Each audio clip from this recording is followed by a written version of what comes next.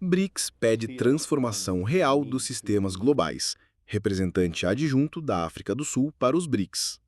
Os BRICS sempre foram bastante claros quanto à necessidade de reformar os sistemas multilaterais do mundo para trazer uma verdadeira transformação a um sistema que foi criado há 80 anos, enquanto o mundo mudou nesse meio tempo, disse Ben Gilbert à Sputnik África, à margem da 17ª cúpula dos BRICS no Brasil.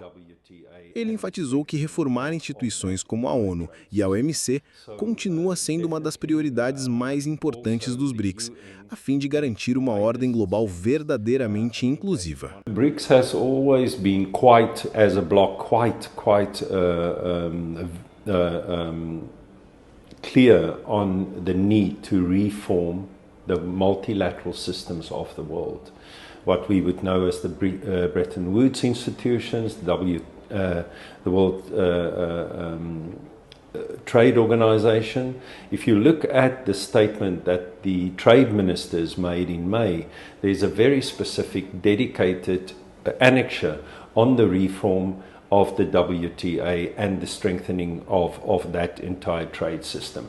So definitely also the UN in its widest sense, I think that is one of the best, most prominent issues for BRICS is the reform of the multilateral system of the world to become truly inclusive.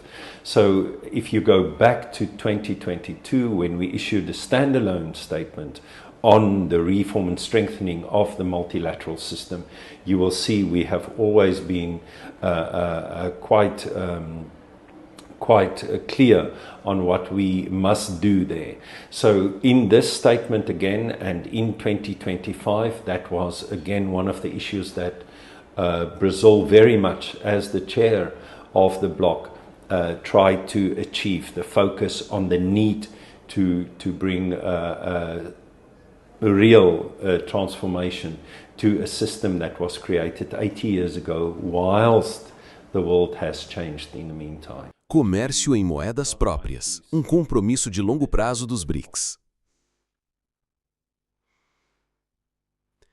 Queremos comerciar em nossas próprias moedas, porque acreditamos que nossas moedas têm flutuação nos mercados internacionais e podem nos fazer economizar dinheiro, disse Ben Gilbert, representante adjunto da África do Sul para os BRICS, a Sputnik África.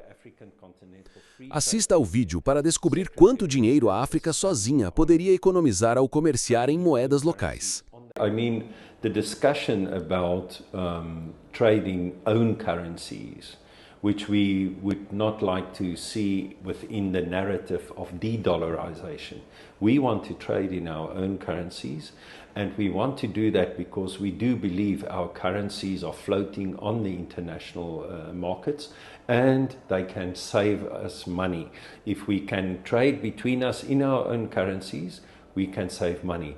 In fact, the African Continental Free Trade Area Secretariat did a study on trade in own currencies on the African continent. And from that, it is evident that Africa as a continent can save about $5 billion per annum on all sorts of costs related to transactions, etc. And that money, of course, being a developing continent, we can all use that money rather to go into our social and economic programs. So we are very vocal on that, and I think going forward, it is a long-term project. You know, to create systems and platforms to trade in your own currency takes time. So we have a long way to go, but there is a significant commitment from BRICS countries, and especially from African countries, the 3A in BRICS, to drive that process. It's most probably the most evident and direct benefit we can see for those countries that are part of the New Development Bank, how that bank, through its projects in your country, make a real positive impact on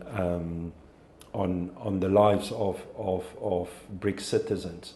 So we will see definitely going forward the prominence of the bank increasing.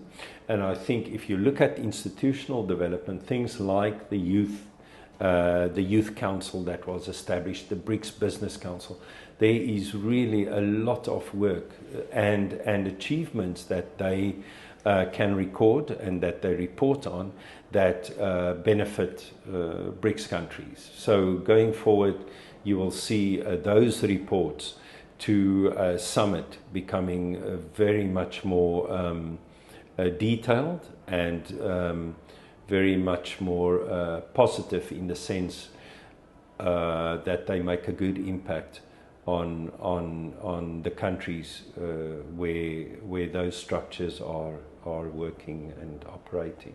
NDB é a conquista mais significativa dos BRICS e precisa se expandir, representante adjunto da África do Sul para os BRICS. O crescente número de membros do Novo Banco de Desenvolvimento, NDB, incluindo o Egito, Emirados Árabes Unidos, Bangladesh, Uruguai e Argélia, e sua missão ampliada para impulsionar projetos de resiliência climática nos países dos BRICS, foram destacados por Ben Joubert em entrevista à Sputnik África. Daqui para frente, vocês verão que os relatórios apresentados às cúpulas serão muito mais detalhados e positivos, no sentido de que causam um bom impacto nos países onde essas estruturas atuam e operam, afirmou ele à margem da 17ª cúpula dos BRICS no Brasil. The NDB is, of course, the most significant institutional achievement of BRICS. So we are very proud of the bank. The bank actually, about 10 years ago, was established in 2014, and we do believe that the NDB needs to expand. So it is important to also acknowledge the fact that the bank has been expanding. In fact, they started expanding before BRICS expanded.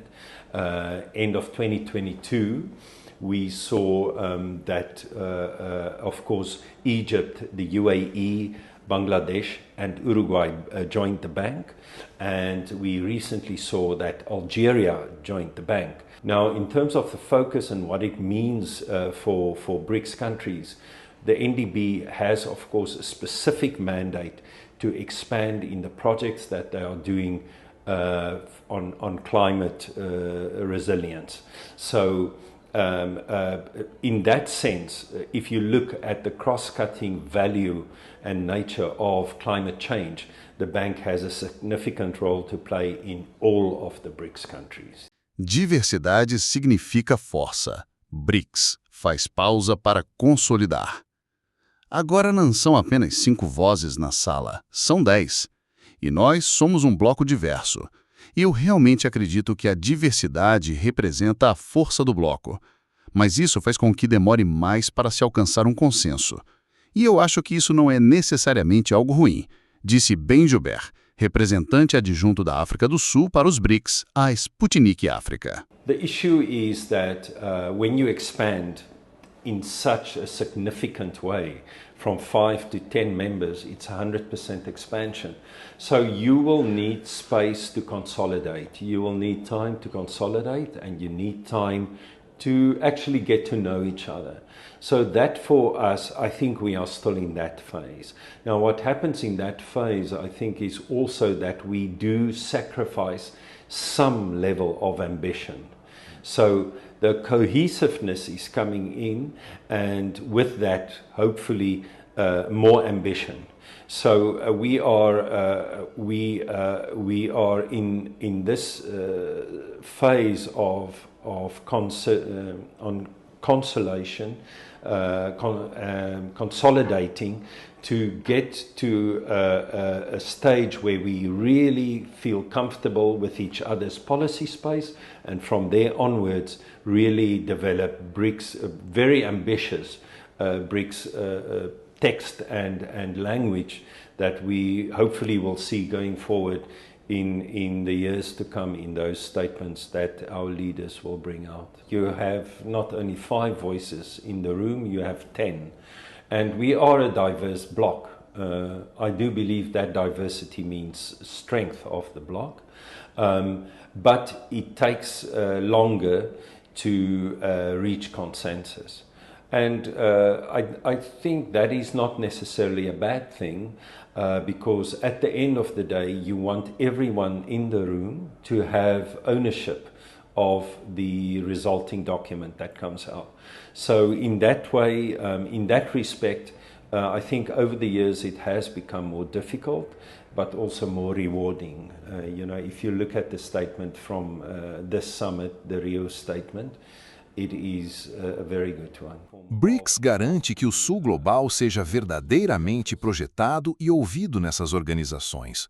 Os BRICS defendem que devemos apoiar transições pacíficas onde existam zonas de conflito e contribuiremos para o processo contínuo para garantir que a voz do Sul Global seja verdadeiramente projetada e ouvida nessas organizações, disse Ben Gilbert à Sputnik África. Ele enfatiza o compromisso dos BRICS com uma reforma multilateral que seja verdadeiramente inclusiva para todos, especialmente para o Sul Global, reconhecendo, ao mesmo tempo, a ONU como o pilar central do sistema multilateral mundial. If you look at how we contribute to the discussions on the reform of the world's multilateral systems, there is definitely space for BRICS to play an even bigger role in that sense. BRICS advocates that in a way that we do believe we must support peaceful transitions where you have areas of conflict, and we will contribute to the ongoing process in all the structures to ensure that the voice of the Global South is truly projected and heard in those organizations. So it's a long way to go. It's a long way to go to ensure that whatever comes from reform of the global system, and we acknowledge the role, the UN as the centerpiece of the multilateral system of the world. We do believe that whatever comes from that reform, that strengthening, will be something that is truly inclusive of everyone, especially the Global South.